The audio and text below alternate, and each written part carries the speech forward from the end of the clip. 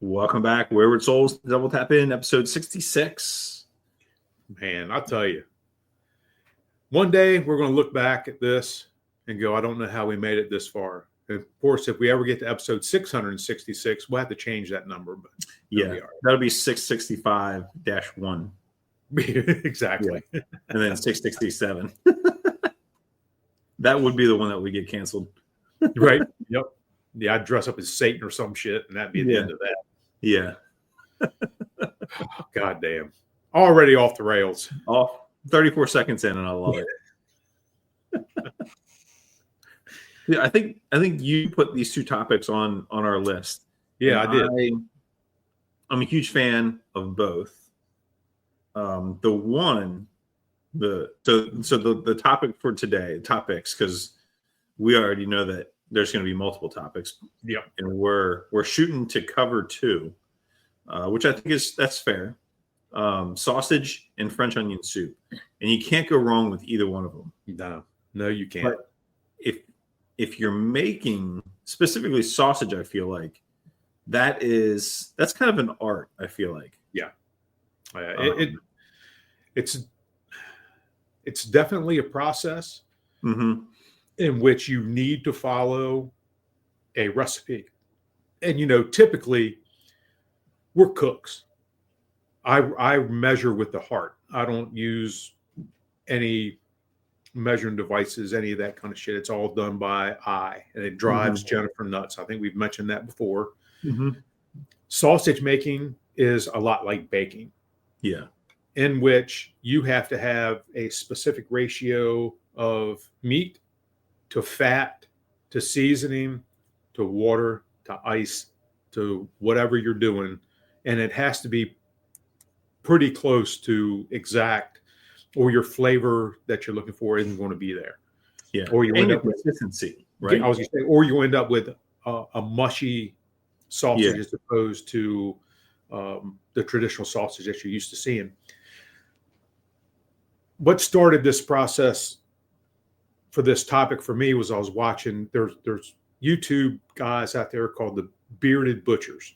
I saw that. Yeah. And that reminded me that I wanted to discuss about sausage. I make my own sausage. Not all the time. Mm-hmm. I try to do it a couple times a year. Damn, I'm having a fucking stroke right here on camera. But last known well time right now. I can do this and not drift. So first thing is you have to decide when you're making sausage, you're going to know doing this what your meat is. You're going to know that it's all pork shoulder with a little added whatever fat you want in it, if you need to. You might not even need to, depending on the pork shoulders you get. But there's no other junk in it. It's what you have picked up from the store. You know what it is, and that's a big benefit to making your own sausage. You need a grinder. Now, you can do the little attachment for your stand mixer, which is something that Jennifer and I have. We also have a big commercial grinder that we use. You can also use a hand grinder because typically, unless you're going to do 30 pounds of sausage, a hand grinder is fine. And you can pick them up on Marketplace for next to nothing. If you're willing to put in a little bit of work, it's a good investment. So you pick your meat, then you have to decide what flavor profile you're looking at. And there are a plethora. I've not mentioned plethora in the past couple episodes. There are a plethora of mixes out there that you can use, or you can make your own. So we have to look at what are the staple flavors in sausage. I know what I like. I know you love sage.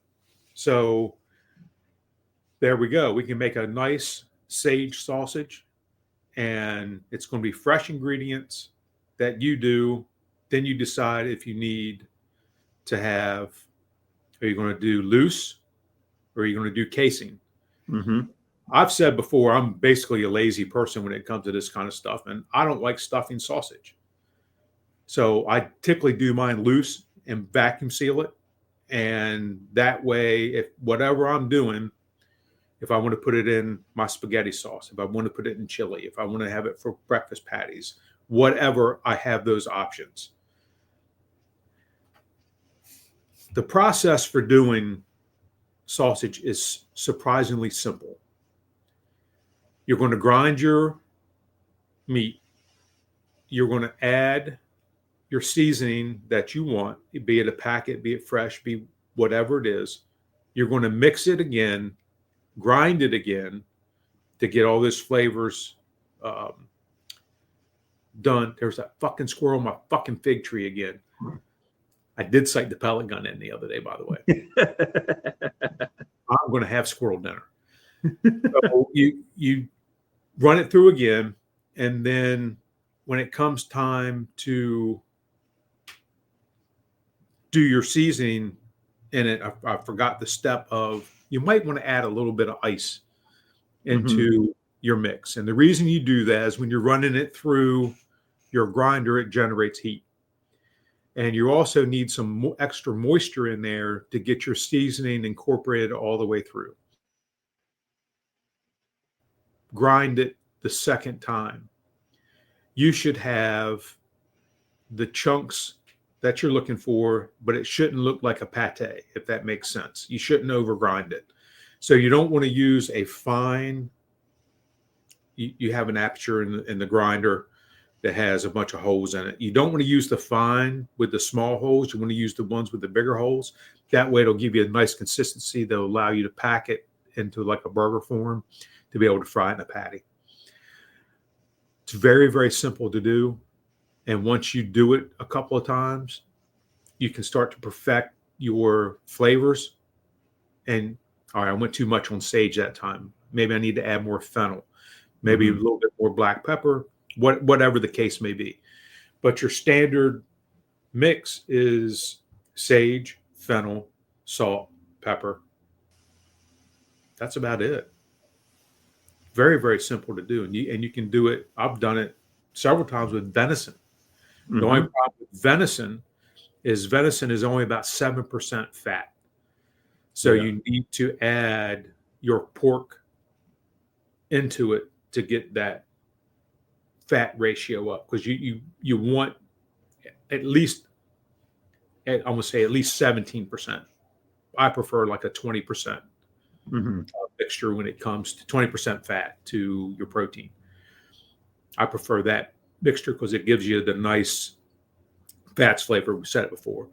And also venison sausage will burn if you don't add the appropriate amount of fat to it. And that's certainly no good there. Yeah.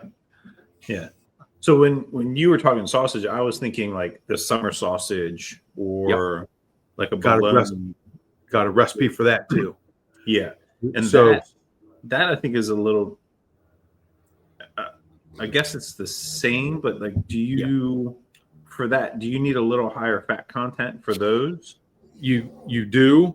The summer sausage recipe I have, and I can post it the day this airs. I'll post it. The recipe, the base recipe I have uses ground beef. I convert it to venison. I do venison, but the recipe specifically says ground beef. The only thing you have to do then is play with the fat ratio. Right. Then I have, they're called mahogany cases, which are, they're about that big around.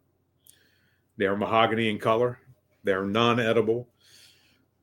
And you put a stuffing horn on the end of your grinder, and you stuff these tubes, and then you put them on the smoker.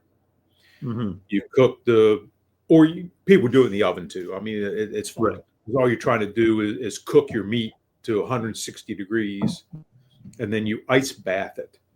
Yeah. To stop that cooking process. Then you let it sit before you vacuum seal it or refrigerate or do whatever, just to let all the flavors reabsorb and do the resting period kind of deal. Very, very good with venison. I've never done it with the burger, I've only done it with venison. I hear I hear the venison is really good. The person I got the recipe from does it with burger only. They don't do venison. It's fantastic. Not to be confused with the sweet bologna made from venison. That they're two separate things. They're similar, but the flavor profiles are very different. Right. And that's a fun process to do because you're involving a couple of different methods. You're smoking them. You're making sausage, but then you smoke it to give it the added flavor, and it's tasty. Especially if you do quite a bit, you can vacuum seal it, freeze it, and pull it out. It makes a great gift. Oh, I bet. Yeah. It's fantastic. Yeah. I think I saw the same thing from the Bearded Butchers. Those guys are phenomenal. They're always putting content up. Yep. They're always breaking down some kind of crazy meat. Like I've seen The bison, all kinds of stuff come across there. Yep. My dad has tried to make, I think, the summer sausage before with, I don't want to say no success.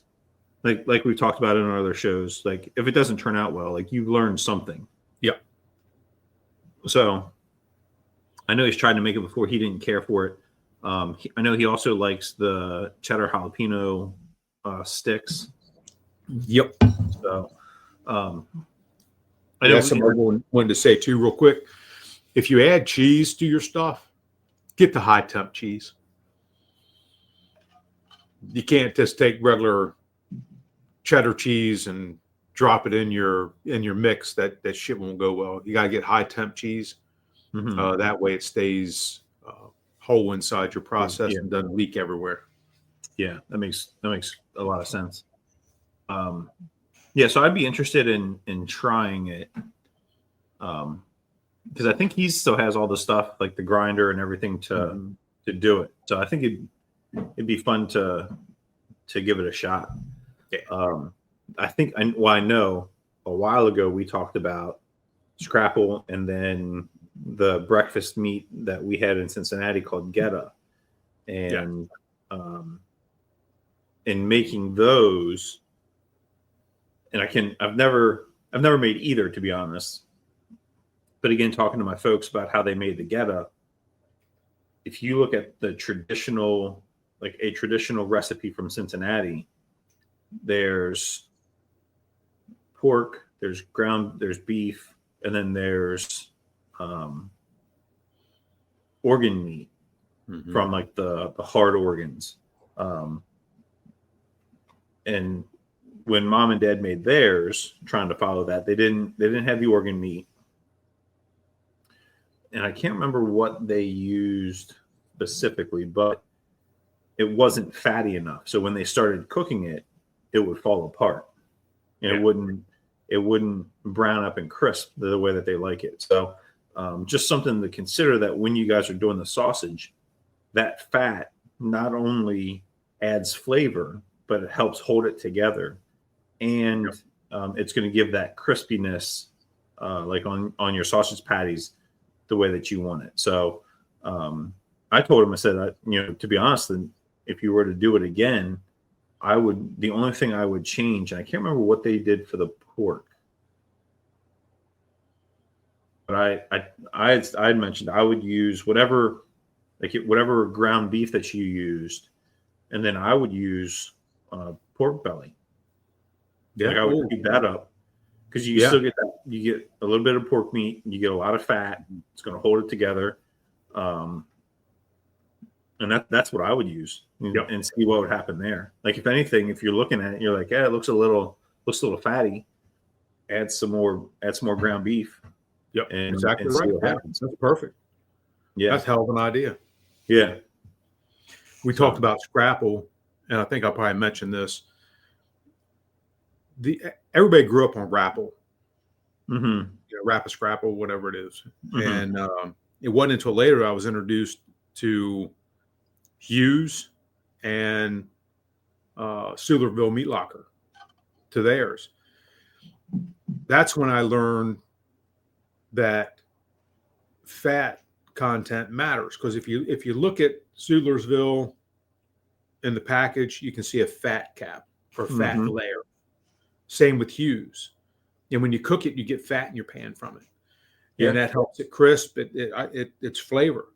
And that's why I try not to buy, and occasionally I have to buy the Rappa, but now I'll go to Shelbyville because you only get Hughes in Delaware. So I'll go to Shelbyville and I'll buy, and when I mentioned it before, I got attacked from the rear by Q.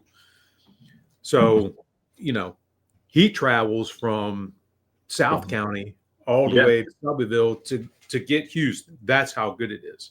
Yeah. So fat's flavor, it's a good thing. Yeah. And what's interesting is like that as you're cooking that and that fat is melting down, because as like you said, as you're grinding it, as you're mixing it all together, as you're preparing it to put into the molds, like you're cooking it, and then as it cools, you get that fat cap. As you cook it, like you eventually fry it. It's like a shallow fry because of the fat that's coming back out of the meat. Yep. All of that fat was infused with that flavor as you're cooking it. So I would make the comparison of you have a compound butter and you make your eggs in some compound butter. Like you get that flavor from the butter as you cook that scrapple, as you cook that geta, as it was all mixed together. Like those flavors are being kind of brought back out as that stuff melts down and you cook it in it. So and there's nothing better than doing a couple of eggs in that fat. Oh, again, just building layers of flavor. Layers of flavor. Yep. All right. So we're a little over halfway through, and we've done, I think, a really good job of staying on topic. So let's continue this train, but let's talk about French onion soup. I love me some French onion soup. Yeah. And it got to the point that I decided I was going to make my own. And I hunted for a recipe. I found one, and I started with it. And it was good. I mean, I'm not going to knock it. But I said I can do better. So my base recipe is 9 pounds of onion. Now I get 9 pounds, buddy. I do 5 pounds of a sweet onion, and I do 4 pounds of red onion.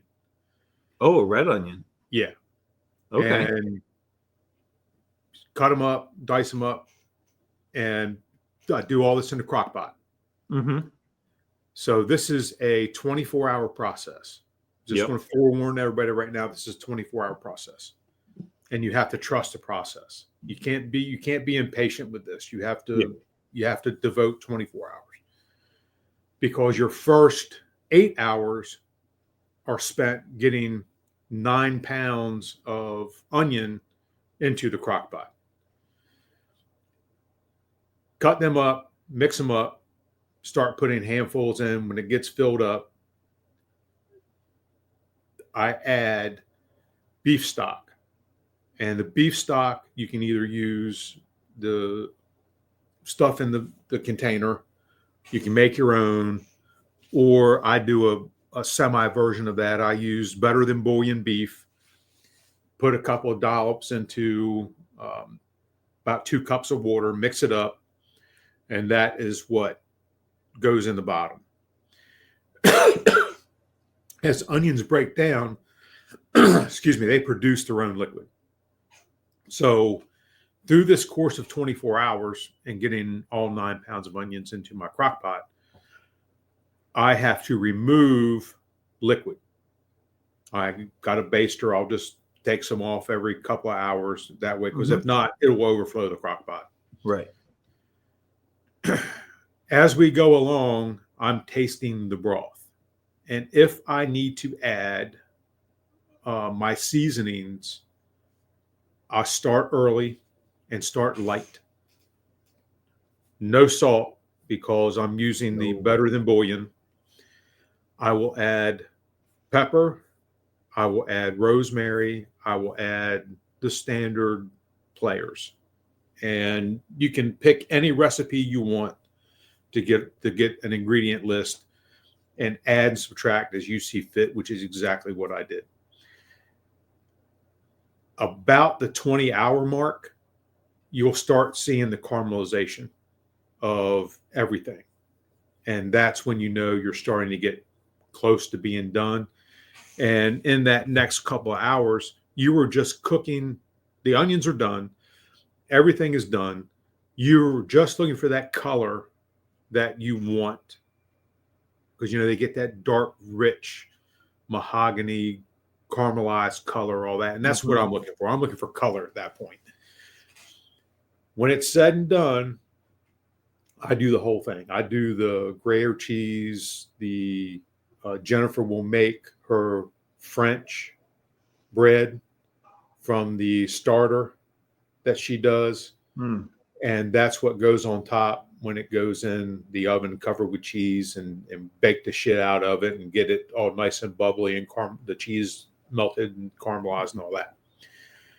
It is a winter staple around here, and it lasts.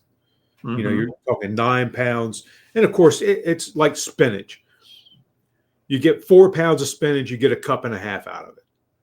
Well, you put 9 pounds of onions into a crock pot. The crock pot is no longer full. It's about 3/4 full.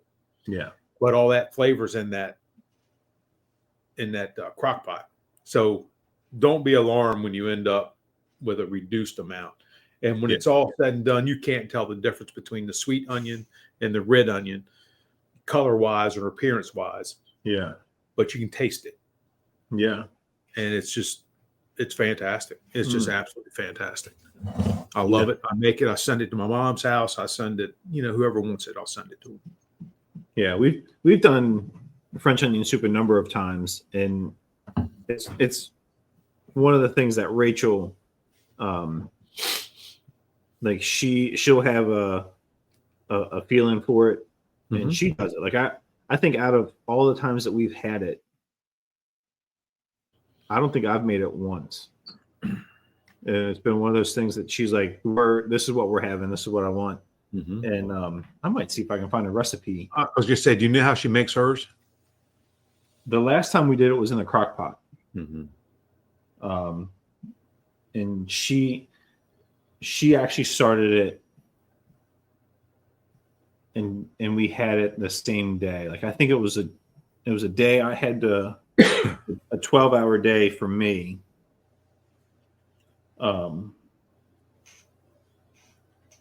So she had it in the crock pot, and then we had it that night for dinner. Yep. And I just for a point of clarity, I'd run mine on low. I run my crock pot on low. Yeah, if you're doing it for 24 hours, there's no rush. Yeah. And that's I'll start it at noon, and to have it the next day. Yeah. Maybe I'll do that let me text her. I'll text her when we're done. But yeah, that'd be, because right now, like, I could cook them down in a pan and kind of speed the onions along and just let it simmer the rest of the day. And not only will they be tasty, but the house will smell like French onion soup, which is not a bad thing, folks. No, not a bad thing at all. Nope, not at all. I've never pre-cooked the onions, but there ain't no reason why it wouldn't work. Because you're going to take you can take the pan and everything that cooked in it, and the liquid, and you're going to dump it in the crock pot anyway. So you're not losing flavor. Well, I'm saying I'm not even going to put it in the crock pot. Oh, you want to do it all right? I'll do it all in the pan and just leave it simmer on the oven. That would work. Or on the stovetop. Yeah, that would work. I've started using a lot more of the Better Than Bouillon vegetable. Yes. And that is, you get, I don't feel like it's as salty as the Better Than Bouillon beef. But you get such a depth of flavor. Yes. Because you get the mushrooms and you get all the other veggies that are in it. That I like. I really like that flavor profile. So I'll use, if it calls for 2 cups of one or the other of beef or something like that, I typically split it 1 and 1. Yep. And that I think has become like a real common soup base for us.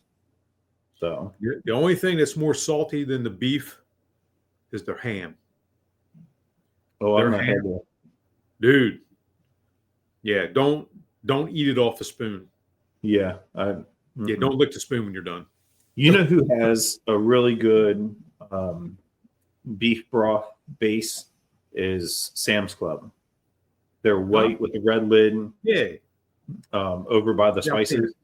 Remember it was, I guess it was Harper's first birthday party that we did here. And I did the smoked French onions, a smoked French dip. Yeah, smoked French dip. And I borrowed your slicer. Yep.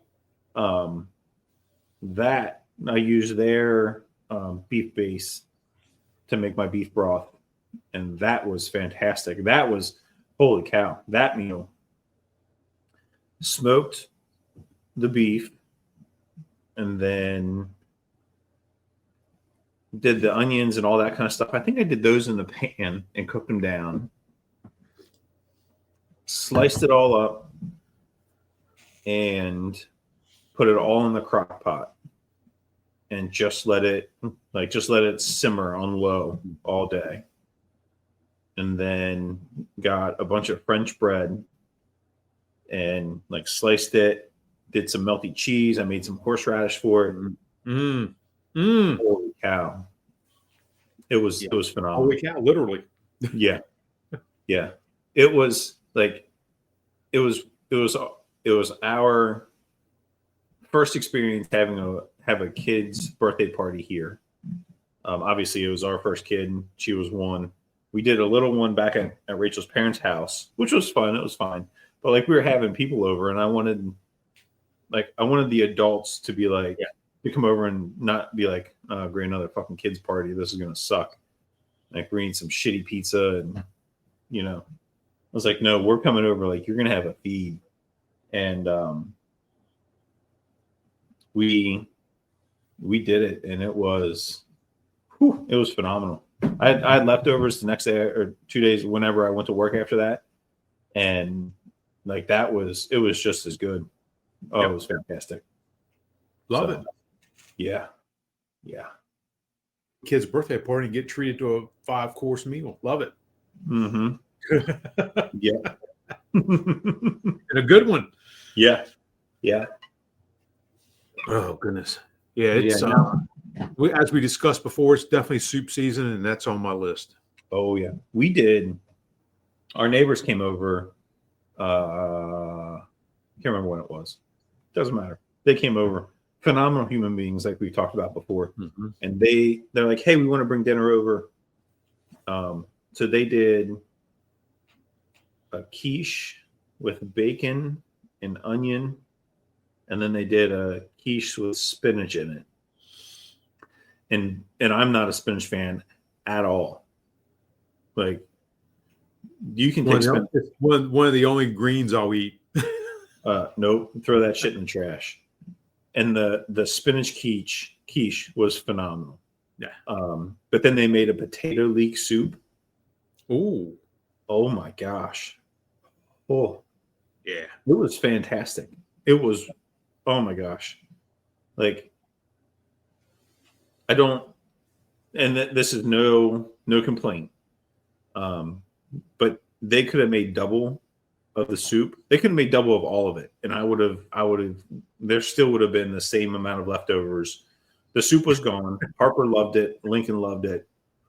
Everybody loved the soup.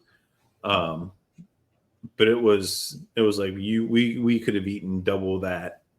And the quiche, like, oh, it was just a fantastic dinner. Like, it was one of those like warm, hearty soups. Oh, it was so good. It's like we discussed a couple episodes ago talking about salmon. Mm-hmm. You make the salmon, you got a little piece left over, and by the end of the night, it's gone because it becomes finger food. It's the same thing. Yeah. Yeah. You leave it out while we're having a gathering. It's going to be gone. You know what? I think I want another bowl. because it's just Yeah. that good. Or I want another Yeah. slice of quiche, or I want this, or and Yeah. it just vanishes. Yep. We did last shift at work. We did the potato leek was still on my mind, and we're like, let's do some kind of soup sandwich. Again, it was cold. We'll make something, and we'll do like hot sandwich. We'll make a soup and like a hot sandwich. And I'm like, yeah, that sounds good. So we go upstairs and look and see what we have in the fridge, and we had some of our turkey left over from the shift before. I was like, what if we cut up some of this turkey? And we ended up doing a potato leek soup, and we put cut the turkey up, put that in there after we had blended it up. Yep. There was a rosemary and olive oil, like sourdough bread. So we sliced that, had a little dip. Oh my gosh. Yep. It was fantastic. You got talking about the potato leek soup. I don't like broccoli, but you put broccoli. Yeah. Yeah, buddy. All about it with some cheddar cheese in it. Now I'm gonna have to check and see which one she wants.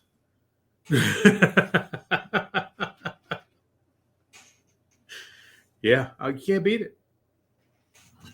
I mean, you can with a baseball bat. You can beat anything with a baseball bat, but ain't no need because it's good. Yeah, I'd love now just to go out and make a batch of the broccoli cheddar potato soup. Would be great. Ooh. Yep. That talk about hearty.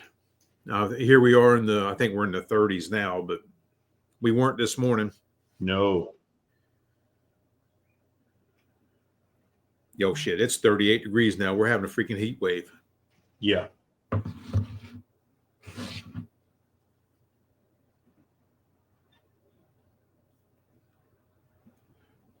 Oh, shit. Yeah. Oh, gosh, look at the time. And I got to start making some soup. What are you guys doing? You guys are doing chicken legs for dinner, right? Doing chicken legs. Yep. Ooh. Yep. We're going to do chicken legs. Chicken legs on the grill. Orange pepper. With some orange pepper. I'm going to buy some of that. I might do the dipping sauce. Since you mentioned it, I really like that. I think you do a dipping sauce. Yeah. I think just as and maybe just enough for like a little. Yeah. Little cup, so you can Yep, it's all you need. Yeah. Have you seen the seasonings from the guy that works at Hooper's? Yes, I have. Have you tried any of those? I have not. Okay. I've seen them. I have not tried them. Yeah. I keep seeing them, and I want to support him because he's local. Yeah. But I'm also at a point where it's like I've got so many seasonings that I don't like. I already don't like. I got some stuff that I don't even use. What's the name? Is it not Tomahawk? I think it is. Is it Tomahawk? Yeah. But they look interesting. They look like they've got like a little different flair to them, which I like because it's not like the same old. But and this is part of the fun of cooking is that you get to experiment, you get to try different things. I know I like my gunpowder. I know I like what I like it on. I know I like my bang and boar dust, my dirty bird, voodoo, holy voodoo, all of it. Like my Texas sugar that I use. Yeah, it's. Did I tell you I got Murray the Blanco? Oh, you did? Yeah, I found it. I just saw something with the Texas sugar on. Oh, they did it on a turkey. Yeah. Did you see that? Yeah. I bet that. Yeah. I'll bet it'd be fantastic. Oh yeah. Yeah. But they had Blanco at the Ace in Salisbury, so I picked one up for him, and he hasn't had a chance to use it yet. He's been busy hunting, and he said he got sick, but he was excited to get that. So good. So the Offspring #1 down in Georgia, yes, has got his business back up and running, all that good stuff. And I sent you the little thing he put out where he's now a pit boss Traeger rep. I knew you told me. Yeah. Before he had done Traeger previous. Okay. And then that kind of went by the wayside. But now that he's an independent dealer now, he now gets pit boss and Traeger in. So yeah. So you get any deals on him? Damn it. Oh, Does he know his dad's looking for one? I might know somebody who might be in the business. I still don't think he'd beat a marketplace price, but Yeah, especially those prices. Damn. Yeah. You need to have Noah go with you and Right? Yeah. Or just send Noah to go get them. That's more. Well, I tried that with that bullseye, and he stiffed me. So yeah, never even. Don't even act surprised. No, I'm not. Not at all. Because that bullseye would have been a deal. Oh yeah. Is it $75 for a bullseye? Something like that, yeah. You could, if you're not going to buy it, pick it up for me on the way back. I guess he thought I was kidding, but yeah, he should know by now that I don't joke about that shit. Yeah. Yeah, let me know when you're going to go pick the other ones up. I'll go with you. Yeah, I will. I'm leaning towards the one in Seaford, the one that's in the box. Yeah, why not? Yeah, because I'm leaning towards that, and it's $150 or $200 off the list price. So yeah, and it's a big one, like I'm looking for. Yeah. Well, let me know. I work tomorrow. I don't work any. That's true. That's kind of a lie because we're getting into the holiday season. I think I told you all, I made 44 pounds of seasoning last week, and I'm down to almost less than half. Really? Yeah. Wow. Yeah. If people didn't know any better, they'd swear this was a crack house. Well, people pull up out front, they're at the door for 30 seconds, and then they're gone again. Off they go. with a little brown paper bag of Lord knows what. Yeah. Yeah. Well, all right, my friend, we're going to wrap this one up. Holy shit. We were going to wrap it up 10 minutes ago, but here we go. Welcome to the show. Nobody's surprised at this point. Nope. So thanks for watching. We'll see you next time.